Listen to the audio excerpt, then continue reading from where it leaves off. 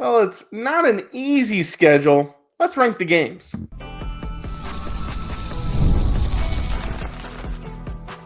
You are Locked On Mississippi State, your daily podcast on the Mississippi State Bulldogs, part of the Locked On Podcast Network, your team every day.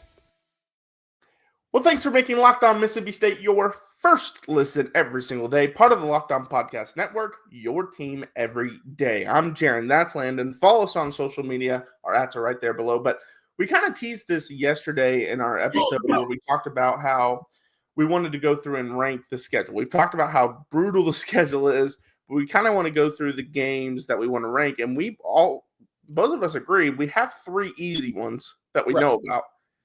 But the other 9 are the hard ones. But before we dive into our list, I want to talk about Mississippi State Bulldogs on Sports Illustrated. They did this ranking. So they had Alcorn State, Northern Illinois, and at Southern Miss. And I think, correct me if I'm wrong, Landon, we probably agree with those 3 in that order. Yeah, I mean, I think maybe flip Northern Illinois and Southern. The most difficult of those 3, but those are the 3 easiest. Right. But this is where it gets interesting. The 4th easiest, they have Ole Miss. And they say, wait, what? The Egg Bowl against Ole Miss is the easiest SEC game? Well, here's why. There's a week off to get ready for it, and it's a home date. The Rebels will be dangerous, but not as good as last season.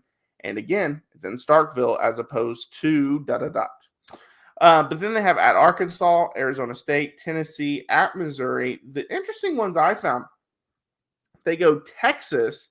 A lot of people think it's the best team in the country. Then they go at Florida, at A&M, and end with Georgia at the end. Kind of talk a little bit about what your reaction is to that list. I'll go into my reaction, but then also start. Let's go one by one. We've got our first 3 set. Go with who's your 4th? I'll go with my 4th, but we'll do it that way. I mean, my 4th would have to be Arkansas. I mean, that's the other game I've talked about every time we've done this, that I think they have a shot to win. So, the best shot to win. And so I really think that's got to be 4, in my opinion. I don't get where they're going with Ole Miss exactly. Obviously, I don't think Ole Miss will be as good as they were last year, but I don't think they're worse than Arkansas. No, we've talked about Ole Miss a lot where we don't think they're going to be as good, but Arkansas is the easier game. I mean, I know it's on the road, but Arkansas is the easier game. The one I kind of considered is at Missouri because I don't think Missouri is going to be as good. Now, I know Drinkwood says it's the most talented team he's had, but I don't think Missouri is going to be as good. But I would still go at Arkansas, and then obviously, since I went back and forth, Missouri would be my 5th one. Right. Yeah, and then for me, the next ones would be either Missouri or Arizona State because you don't really know what Arizona State's going to be following that crazy run they had last year, and you get them in Starkville. So that's a big advantage versus having to go on the road. So those, I don't know which way I'd rank them. I mean, I'm kind of going to chicken out here and say I need to see at least one game before I rank them. But those are kind of that 5A, 5B for me. So our top 6 are alike because I have Arizona State next on my list. So I would go Arizona State. A lot of the reasons you mentioned, a lot of reasons we've talked about.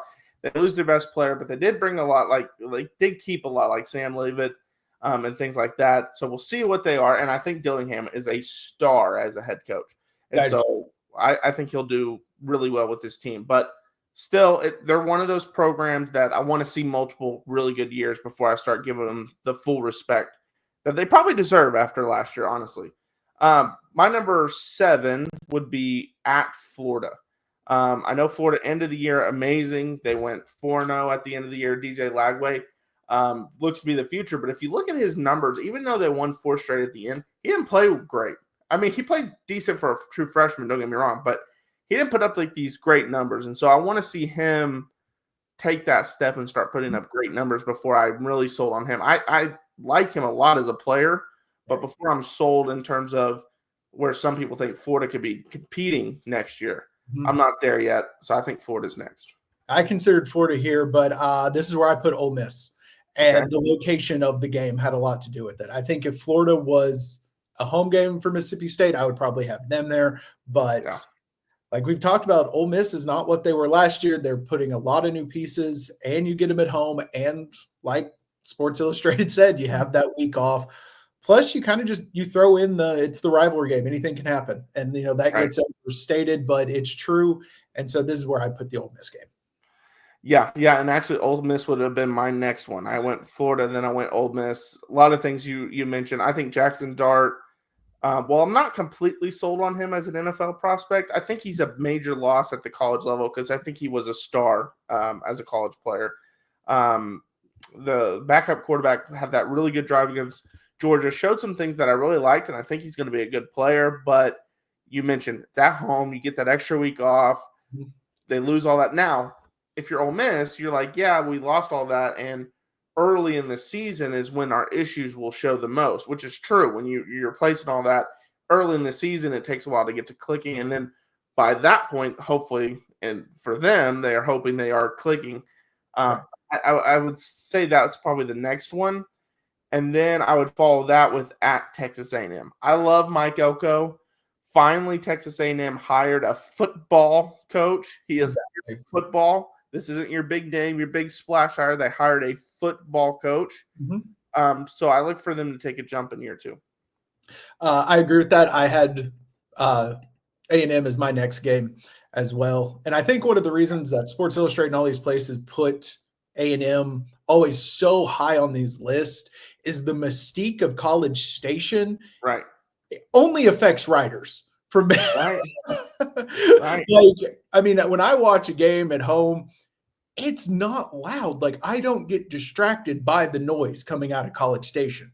When I listen to games other places, it's like, oh, that's loud. Or, oh, I think it's the unified chants. I honestly think that makes it easy to block out. And A&M people come after me. I don't really care. You've been doing it my whole life. But we don't have to dive in it too much, but I have said, and I agree, it's the most overrated home atmosphere in college football. Agreed. It's hyped up as this big 12th man. They stole from Seattle. There was a loss. Yeah, right. I've been there for a big game, and it was decently loud. But if you look at their record, and I went back and looked at it, this was before last year, since I think like 2000. I can't remember the exact numbers, but if you look at it, they don't have a great record at home in these big time games and stuff like that. They don't have a great record at home in general. Like, I think I went back and looked at it back when the new college football game was coming out because I believe, were number 1 initially, and then they kind of switched up some things. Like 4 or something. I think they finished 4 or something like that. But when you looked at it, they were not even like top 10 in terms of record at home since 2000. So I think it's one of the most overrated road environments.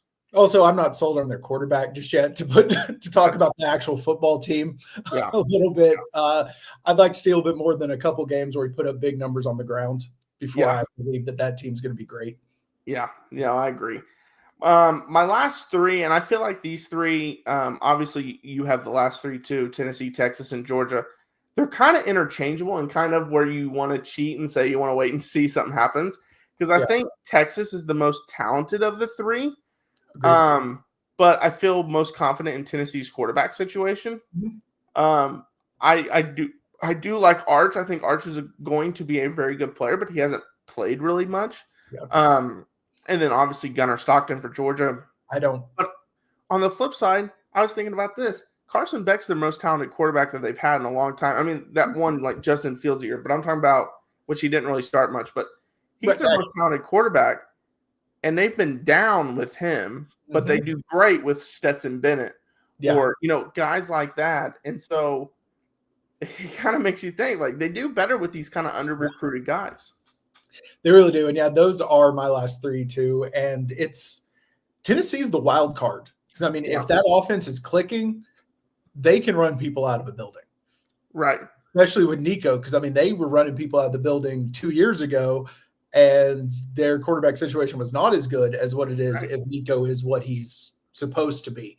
So that team, I think they're the scariest of the 3 just from the unknown of it all.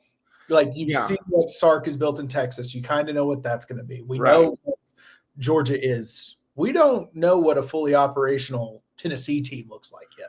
Well, and Texas is 105th in the country in returning production. So, like, while I do like Arch, they don't return hardly anything. They're 126th.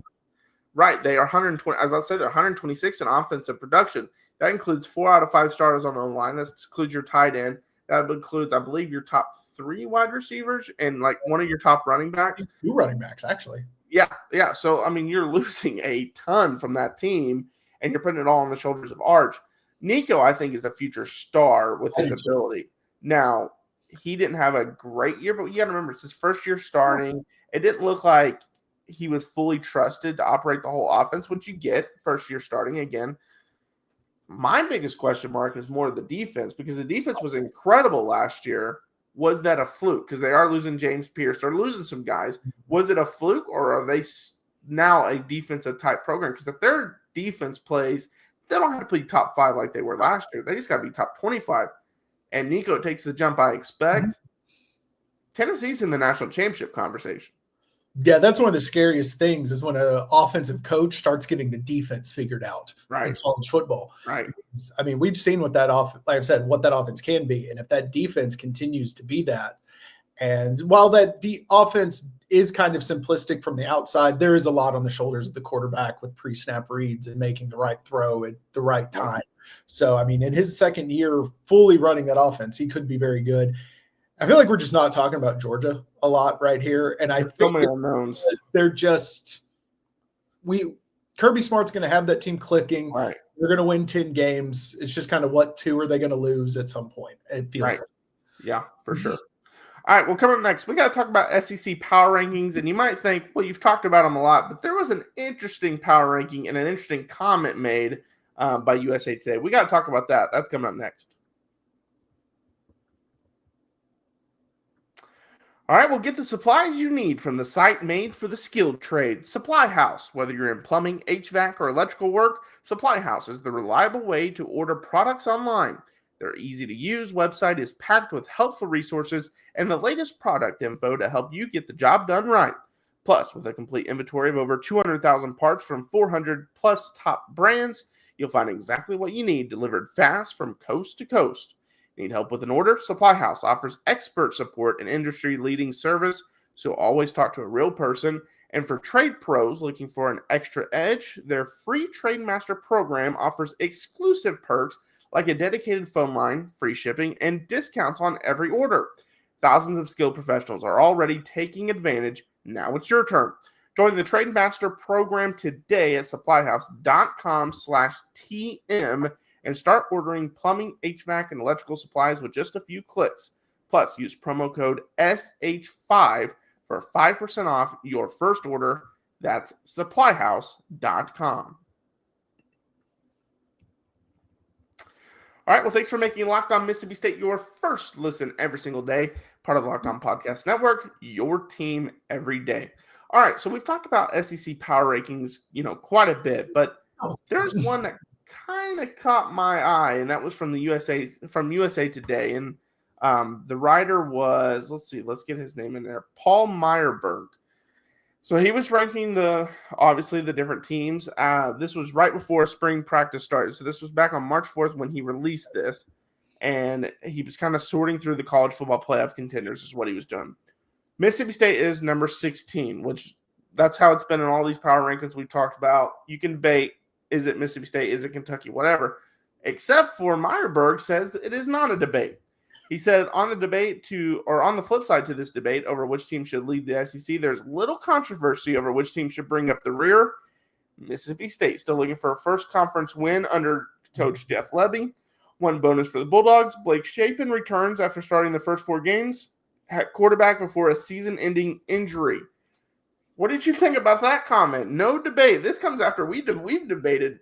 We've done some debating, and after I read that, I did some more digging, and I was like, how can you look at this Kentucky team and be like, there's no debate?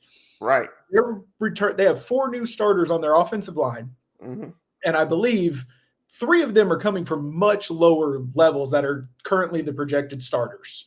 Right. Which, I mean, they may be great, but when someone's coming from those lower levels, you never really know how they're going to adjust. You're right. And I've seen enough of Zach Calzada to know what he is at quarterback and enough of the Kentucky offense in general, because we know Brock Vandagriff was a very talented quarterback. He was terrible. Yeah. Will Levis, they hyped him up. He was this big, great quarterback. He was okay in that He had his system. moments, yeah. Yeah, but for what they hyped him up to be, it was more of you thought he was going to be the better pro than college player, and he's been a terrible pro. Yeah. So, and Liam Cohen's not coming back through that door to no. help that offense again. So I don't know how you can say there's no debate. I mean, I guess if you wanted to, it's a Mark Stoops tip of the hat to him to say there's no debate, but yeah, I'm glad you brought that up because that was going to be my point. Yeah, it's a Mark Stoops. You've shown a track record of being pretty good, having some pop seasons. Last year, we're going to look at it as more of a fluke because it's your worst season since 2013, which was a long time ago. So it's not like you've been popping off these bad seasons. To me, that's what it was. It was you've been a really good head coach, and we're going to give you the nod of it was just an unlucky year. That's what it has to be because there's no way you can look at – I mean, it's not like they won 6 games last year either. They had one conference win? Yeah, and they went 4-8, and the one conference win was, granted, Ole Miss on the road. Yeah, so maybe SI was right, and that is the 4th easiest game. Right. Yeah, no, they didn't win an FBS game after winning that Ole Miss game because their other one was an FCS game later on in the season. So I don't – again, if you want to say, hey, Kentucky's the better team because they have this track record under Stoops, they won a conference game last year. It was against a very good Ole Miss team. Mississippi State, Jeff Levy does not get that track record bump. He did not win a game. Okay, I will hear you out on you thinking Kentucky is the better team. But to say there's no controversy or little controversy, I just think it's ludicrous. Agreed, yeah. If anyone wants to sit here and tell me this is why Kentucky's better, be like, okay, cool. That's great. And one of the ones we went through the schedule, they have the easier schedule. So that's one. Like if you want, there are arguments to make that Kentucky is the better team. It's just the little debate part gets me. Yeah, because again, they may be better, but it's by a margin. It's not a clear winner. It's one of their millions of transfers not working out, and they're not a better team, and they're going winless in conference play this year. Which look at their schedule is not as tough as Mississippi State, but it's not an easy schedule in conference. They have a very easy non-conference, but in conference, it's not a cakewalk. Right. And the one thing I think is interesting is you're giving Stoops and Kentucky the benefit of the doubt for what he's done in his career. And that last season was a fluke. Why aren't we doing that for Vanderbilt the opposite way? Right. Last year was a fluke. Y'all went 7-6, but history says you're going to come back down to the pack. Yeah, they're getting a lot of love, and it's still confusing to see them all, power rankings and win totals so high.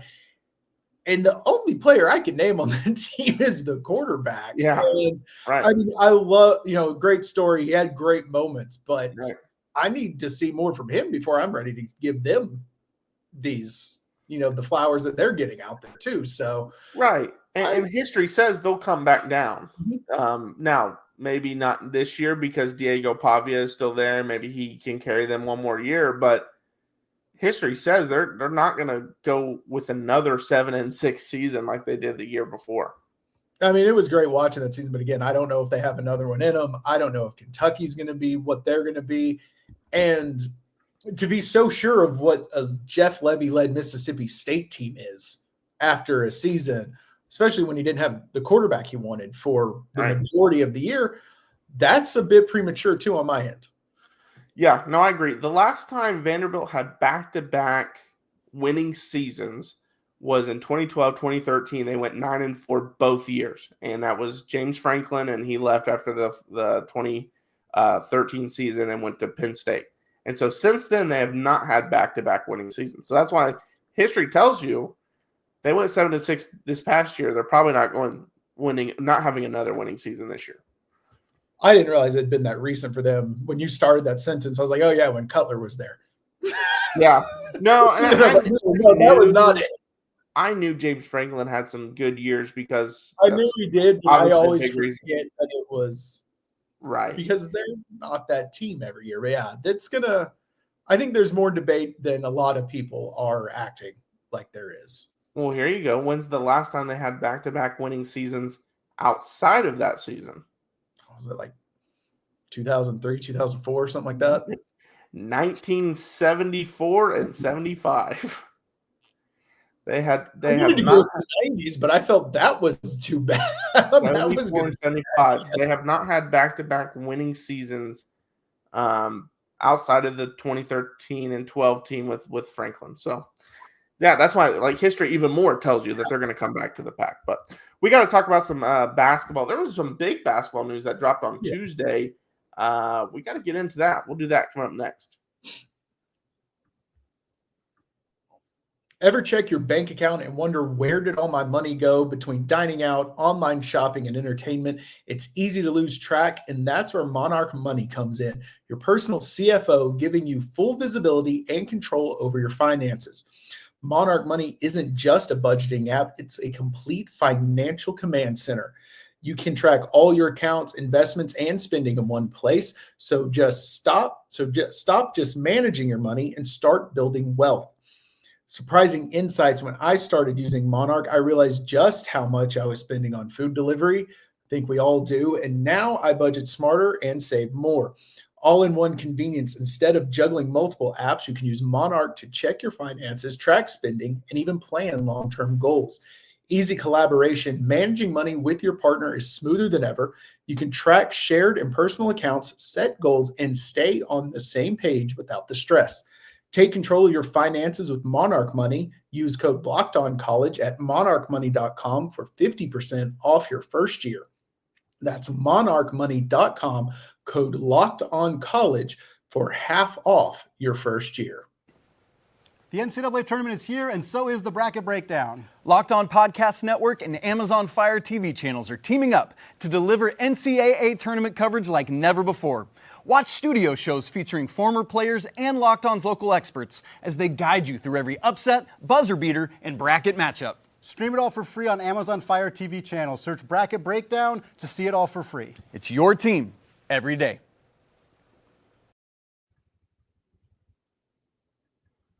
All right, well, thanks for making Locked On Mississippi State your first listen every single day, part of the Locked On Podcast Network, your team every day. I'm Jaron, that's Landon. Follow us on social media. Also follow Locked On Mississippi State on YouTube, Instagram, TikTok, Twitter. We're on all of that, so follow us on all that, and we'll be posting daily content on there. And so like, subscribe, share, retweet, all that fun stuff.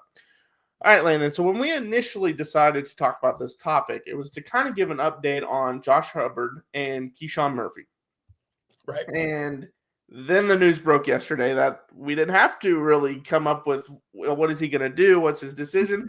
Because he's made his decision. Josh Hubbard announced on social media, on I think Twitter and Instagram. Maybe too. I'm sure he went everywhere with it. But yeah, I'm sure it was everywhere. I definitely saw it on Twitter. But he announced he's going to be declaring for the NBA draft, but he's going to maintain his college eligibility. And the one key part is he said he's going to maintain that at Mississippi State. So sometimes you see players enter the draft, but also enter the portal. He's not doing that. He's just entering the draft. Yeah, and that's great news. I mean, obviously, if he gets picked, if he gets the feedback that he's going to be a high pick, go get your money, kid. I'd love to see him back, but if you have that opportunity, you take it. But the fact that he said at Mississippi State is huge. That means he's either playing in the NBA or he's coming back. And I would expect him to be back. I think it's going to be very similar to Tolu Smith that we saw at Mississippi State. I think it was 2 years ago when he announced he was going to go to the NBA draft, went through the process, came back to college. I think it's going to be similar. The one thing I will say, though, if Hubbard's feedback is something he can't fix, right? Like if they say it's your height, if it's whatever it is, if it's something like that he can't fix his height, he can't get taller, he can't, something like that, I could see him saying, well, I'm just going to go pro. But if it's something like, I think you can get better at your ball handling, or I think you can become a better distributor, or I think I want to see you improve defensively, or your shot selection, or stuff like that, I think you'll see him come back. My guess right now, and I don't know why more NBA player or more college players don't do this, he'll go get all the feedback from the scouts, come back to school, and then try to implement all the new feedback. Yeah, I agree with that. Unless he gets, either something you can't fix this, or he gets feedback that he's going to be a higher pick than he thought he was when he started. Yeah. this process, I think he's back, which, is great news for Mississippi State basketball if he does come back, because having a leader like that with other, everything else you're losing, that's huge. Right. And I think his size is going to be one of those things that I don't know if he would ever get drafted. If he does, I think he's a second-round pick. So I think that's the one worry that maybe he does go. But on the flip side, let's get a little negative here for a second. Okay. If he does go, they're in trouble, big trouble. Yeah, they are. They're in big trouble. And every day, because, when the portal first opened, it was real quiet on the Mississippi State front with who was leaving. It's heating up. Yeah. There's a lot of people who are entering that portal, and it's guys, especially one you don't want to see, Nwoko leaving, and then also going. He already picked LSU. Yeah. You didn't want to see him leave at all, much less go right up the road to LSU like that. And especially when size is your issue, and he gives you size. And it sounds like they're going to go after some true centers. Sounds like Keyshawn Murphy will go back to playing the 4, not playing the 5 anymore. And I think that's really good because they do need size. But if you lose Hubbard, next year's bad. And I don't think it's bad like NIT bad. I think it's bad like worse than like you're not making the NIT bad. Yeah, and if you do make the NIT, it's the last, whatever the number of like the last seeds of the NIT. Right. I don't watch the NIT. I don't know what the last seeds that are. Right. Yeah, that's bad. And then when so on Tuesday they also had Adrian Myers entered the portal. So just another name that is gone into this. So like the depth that you thought you had, you might have been, getting some of the guys lower on, depth chart, getting more minutes, getting out there. That's going away. And if you lose Hubbard, it might be bleak. And we talked maybe a week or two ago that we've heard that Mississippi State was going to be very active in the transfer portal. So just want to preface, we don't know how many of those guys that entered, they told like, you need to enter, we're moving on, kind of going another direction. We're changing our style. We don't know all that. Some of the players were expected. We kind of knew all season that this was probably where it was headed for several of them. So I don't want to just make it sound like all these guys are jumping ship and, because you don't know what goes into it. But, yeah, if Hubbard doesn't come back, you're in trouble. You're in a lot of trouble. But to ease some fans, I think he does come back. We see this a lot where they go, get some feedback, and comes back, and then comes back to college. Yeah, I agree. I think he is back. We just kind of had to go dark for a little while there. Just to cover all of our angles. Yeah, but I think he's back, and I think they'll, like we talked about, they'll hit the portal hard. They'll get a couple true centers, hopefully some scoring on the wing, and a perimeter defensive anchor, and we'll see another run, hopefully a deeper run. Tournament, but at least another run back there. Get out of the first round next year, but. All right. Well, thanks for making Locked On Mississippi State your first listen today. For your second listen, check out the Locked On College Basketball with Isaac Shade and Andy Patton. April's here, so be the most informed college basketball fan throughout the madness. Find Locked On College Basketball on YouTube or wherever you listen to podcasts. I'm Jaron. That's Landon. Follow us on social media. Check out my work on Athlon Sports. A lot of college football writing right now. A lot of college basketball, although that will end this upcoming weekend pretty much. But check it out over there. Follow us on YouTube, Instagram, TikTok, Twitter, all of the places. And then wherever you listen to your podcasts, we're there as well. So check us out. Follow, like, share, subscribe. Tell your friends about us. Comment, yes. Until next time, Hail State. Hail State.